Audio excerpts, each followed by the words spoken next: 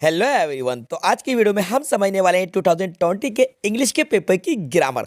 तो वीडियो को एंड तक जरूर देखिएगा, वीडियो को बिल्कुल भी स्किप नहीं कीजिएगा। आप देख सकते हैं ये मैंने 2020 का इंग्लिश का पेपर ओपन कर लिया है और 2021 में आपके पेपर ही नहीं हुए थे। 2021 में पेपर कैंसिल कर दिए गए थे और स्टूडेंट्स को जनरल प्रमोशन दे दिया गया था। तो 2020 का पेपर मैं आपके लिए लेकर आ गया हूं। हम इसको ड्रैग करते हुए डायरेक्टली पहुंच जाते हैं सेक्शन सी में और सेक्शन सी के ग्रामर के क्वेश्चन को आज हम इस वीडियो के अंदर सॉल्व करेंगे। सो स्टूडेंट आप देख सकते हैं यहाँ पर ये रहा सेक्शन सी। अब मैं आपको फिलअप्स एक्सप्लेन नहीं कराने वाला हूँ क्योंकि ऑलरेडी मैंने एक वीडियो बना दी है और मैंने 2011 से लेकर 2020 तक मैंने सारे ही इंग्लिश की ग्रामर के फिलअप्स को एक्सप्लेन करा दिया है। आई होप आपने उस वीडियो को देख लिया होगा। फिलहाल मैं लेकर आ गया हूँ डुएस डायरेक्टेड। तो वन बाय वन मैं आपको 2011 से लेकर 2020 तक के सारी डुएस डायरेक्टेड एक्सप्लेन कराता जाऊंगा। तो हम बात करते हैं डायरेक्टली क्वेश्चन नंबर 9 पर। तो ये है आपका डुएस डायरेक्टेड का क्वेश्चन। ठीक है, अब देखिए हमारा फर्स्ट क्वेश्चन है। इसमें आपको करना क्या है, ये जो वर्ड्स यहाँ पर दिए गए हैं इनको आपको रीअरेंज करना है। तो rearrange the words to make a meaningful sentence. तो यहाँ पर ये जो वर्ड्स आपको देखने को मिल रहे हैं इन सारे ही वर्ड्स को हमें रीअरेंज कर देना है और रीअरेंज करके आपको एक मीनिंगफुल सेंटेंस बना देना है। ठीक है, तो अब देखते हैं इसका आंसर क्या होगा, राइट आंसर कैसे बनेगा। अब सबसे पहले आप यहाँ पर देखिए क्वेश्चन वर्ड आया है, मतलब कि ये सेंटेंस इंटरोगेटिव होगा, पहली चीज़। दूसरी चीज़ देखिए यहाँ पर हाउ आया है और मेनी आया है, मतलब कि क्वेश्चन वर्ड भी आया हुआ है। ठीक है, अब इससे क्लियर हो गया है कि ये जो सेंटेंस बनेगा वो सेंटेंस हमारा इंटरोगेटिव बनेगा और उसमें डब्ल्यू एच फैमिली वर्ड का यूज़ होगा। तो इससे हम इसको समझ गए। अब हम इसको सेट करेंगे तो कैसे सेट होगा, इंटरोगेटिव होगा तो स्टार्टिंग में हम यहाँ पर यूज़ करेंगे हाउ मेनी। क्या यूज़ करेंगे, हम यहाँ पर यूज़ कर लेते हैं हाउ मेनी। तो शुरुआत में हम यहाँ पर लिख देते हैं हाउ मेनी। ठीक है, इसके बाद जो नाउन है तो यहाँ पर नाउन आ जाएगी, हाउ मेनी के साथ नाउन आएगी, हाउ मेनी पेजेस। ठीक है, इधर लिख दिया हाउ मेनी पेजेस। इसके बाद हमें चाहिए होती है हेल्पिंग वर्ब, तो यहाँ पर आएगी helping verb are, how many pages are. फिर यहाँ पर हम यूज़ करेंगे देयर, तो देयर बिल्कुल आया हुआ है, how many pages are there. फिर आप यूज़ कर लीजिए इन, फिर लगा दीजिए दिस, THIS दिस, फिर लिख दीजिए बुक। तो यहाँ पर हम लिख देंगे बुक और लास्ट में क्वेश्चन मार्क जरूर लगाएंगे। तो मैं यहाँ पर क्वेश्चन मार्क लगा देता हूँ। अब इसको रीड करते हैं, how many pages are there in this book. इसका मतलब ये है कि इस पुस्तक में कितने पेजेस हैं। ठीक है, ये एक मीनिंगफुल हमारा सेंटेंस बन गया। अब आप इसको नोट करना चाहें तो आप नोट कर सकते हैं। ओके, क्लियर हो ना। How many pages are there in this book, हमने सबको यूज़ कर लिया। हमने पहले हाउ यूज़ करा, मैनी यूज़ करा, फिर हमने इसकी नाउन को यूज़ कर लिया पेजेस, हाउ मेनी पेजेस। इसके बाद हमने हेल्पिंग को यूज़ करी आर, फिर हमने लिखा there in this book. Clear होगा ना, सारी वर्ड्स को हमने यूज़ कर लिया और सारी वर्ड्स को अरेंज करके एक मीनिंगफुल सेंटेंस बना दिया है। अब बात करते हैं क्वेश्चन नंबर सेकंड। तो बच्चों हमारा क्वेश्चन नंबर सेकंड है, he is too poor to pay his fees, change into complex sentence using so that. So that का यूज़ करना है, इन सेंटेंस को चेंज कर देना है सो दैट का यूज़ करते हुए। तो करना क्या होगा, टू को हटाकर हम सो का यूज़ करते हैं। तो मैं आपको बता देता हूँ उसका आंसर कैसे बनेगा, ही इज सो। ठीक है, पुअर को जैसा कहते हैं लिख दीजिए, ही इज सो पुअर। ठीक है, इसके बाद देखिए यहाँ पर सब्जेक्ट क्या है, ही है, तो यहाँ पर इसके बाद आपको ये टू को हटाकर देट लगाना है पहले। तो he is so poor that, अब ये जो ही है तो आप इसको यहाँ पर लिख दीजिए ही। प्रेजेंट की बात है तो यहाँ पर आप लगा दीजिए can not, he can not. फिर लिख दीजिए पे हिज फीस, तो यहाँ पर आप लिख दीजिए पे हिज फीस, मैं यहाँ पर नीचे लिख दे रहा हूँ।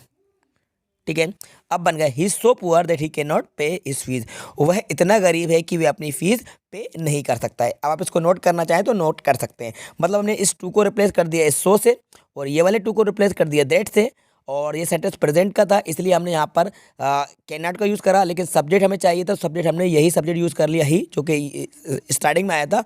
इसके बाद प्रेजेंट की बात तो कैन नॉट लगा दिया, अगर पास्ट की बात होती तो कुड नॉट लगा देते। ठीक है, नोट करना चाहें तो आप नोट करते जाइएगा। क्लियर। अब आ जाते हैं हम क्वेश्चन नंबर थर्ड पर। हमारा क्वेश्चन नंबर थर्ड है, Suraj shut the door, change to negative. अब इसको नेगेटिव में चेंज करना है। अब नेगेटिव में चेंज करने के लिए बच्चों सबसे पहले आपको इस सेंटेंस को पहचानना होगा कि ये कौन से टेंस का है। तो यहाँ पर देखिए सूरज सब्जेक्ट है, ठीक है, शर्ट आया है, मतलब शर्ट यहाँ पर ये V2 है। क्या है, V2 है, मतलब सेंटेंस जो है हमारा पास्ट इंडेफिनेट का है।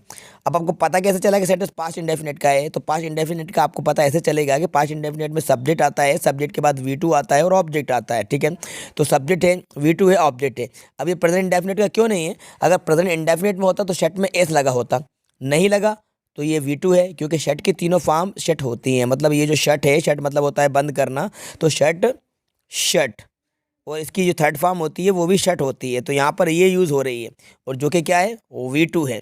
ठीक है, इसलिए ये पास्ट इंडेफिनेट का है बच्चों। क्लियर हो गया है ना, समझ गए कि पास्ट इंडेफिनेट का है। अब इसको बना लो negative.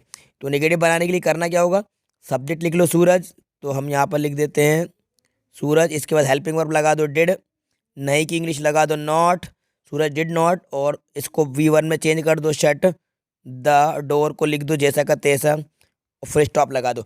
Suraj did not shut the door, ठीक है, Suraj shut the door, Suraj ने दरवाज़ा बंद किया, सूरज ने दरवाज़ा बंद नहीं किया, ये उसका राइट आंसर होगा। नोट करते जाइए, फटाफट नोट करते जाओ बच्चों, क्लियर है। अब देख लेते क्वेश्चन नंबर 4, ये रहा 4।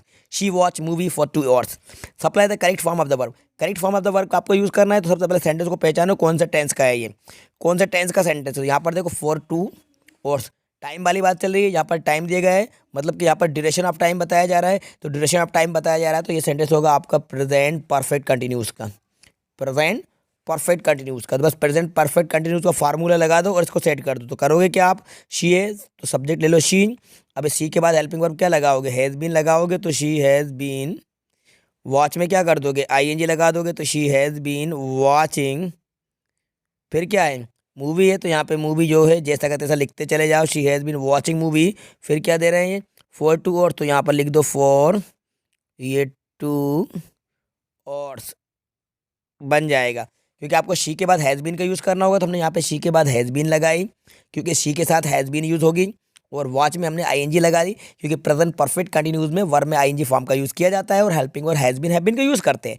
सब्जेक्ट जब सिंगुलर होता है तो हैज़ बीन लगाते हैं। तो ओवरऑल हमारा राइट आंसर होगा she has been watching movie for 2 hours, मतलब वे 2 घंटे से मूवी देख रही है, क्लियर है, नोट करते जाओ, ओके। अब आते हैं क्वेश्चन नंबर 5 की तरफ।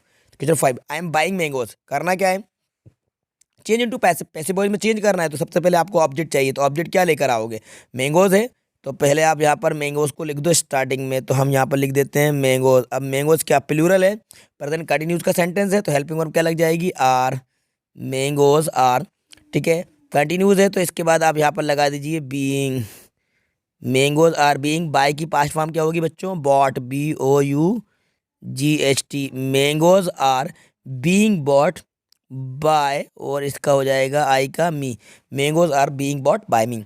क्या था मतलब पहला, आई एम बाइंग मैंगोज, मैं आम खरीद रहा हूँ, mangoes are being bought by me, mangoes मेरे द्वारा खरीदे जा रहे हैं, ये पैसिव वॉइस हो गया, क्लियर है, नोट करते जाइए, फटाफट नोट करते जाइए। अब देखते हैं क्वेश्चन आपका 6 नंबर का। यानी 5 करने के लिए आते हैं आपको, मैं सारे क्वेश्चंस के आंसर आपको बताता जा रहा हूँ। He saves money so that he may buy a car, read using non finite clause. Non finite clause का यूज़ करना है, तो करोगे क्या, he saves money so that को यहाँ से हटा दो, हट जाएगा, ही सेव्स मनी यहाँ पर लगा दो आप 2, ही सेव्स मनी 2, और ये मे भी हट जाएगा, ठीक है, ये मे भी हट जाएगा बच्चों, he saves money to buy a car हो जाए, क्योंकि 2 के बाद आपको BUY बाय मतलब वर्ब की फर्स्ट फॉर्म यूज़ करना होगा, तो ये नॉन फाइनाइट क्लॉज का आपको यूज़ करना है, तो ये इन्फिनेटिव यूज़ हो जाएगा, he saves money to buy a car, ठीक है, ये यहाँ से लेके यहाँ तक ये जो है हट गया, he saves money to buy a car right answer हो जाएगा, क्लियर। 7 नंबर का भी समझ लो, we will leave as soon as the taxi arrive, करना क्या है, नो सूनर देन का यूज़ करना है, रीराइट करना है, तो देखो कैसे आंसर बनेगा समझ लो। स्टार्टिंग में लगा दो आप नो सूनर, तो हम यहाँ पर यूज़ कर लेते हैं नो सूनर, तो नो सूनर का आपने यूज़ कर लिया, ठीक है, रीराइट नो सूनर का यूज़ करना है, नो सूनर। अब टैक्सी अराइव लिखा हुआ है, तो हेल्पिंग वर्ब यहाँ पे लगा दो, पहले डज, फिर लिख दो does the taxi arrive, no sooner does the taxi arrive, इसके बाद कॉमे को हटाकर यहाँ पे लगा दो देन, THN देन, फिर क्या लिखा है, वी विल लीव, तो यहाँ पर आप लिख दो वी विल लीव, ठीक है। स्पेलिंग आप लोग देखते जाइएगा, मैं जल्दी जल्दी मैं आपको एक्सप्लेन करा रहा हूँ, इसलिए आप जमा कर अच्छी राइटिंग में लिख लीजिएगा, यहाँ पर राइटिंग पे ध्यान बिल्कुल नहीं दीजिएगा, ठीक है। No sooner does the taxi arrive then we will leave, no sooner does the taxi arrive then we will leave, ये हमारा नो सूनर से रीराइट हो जाएगा, क्लियर है स्टूडेंट, ओके।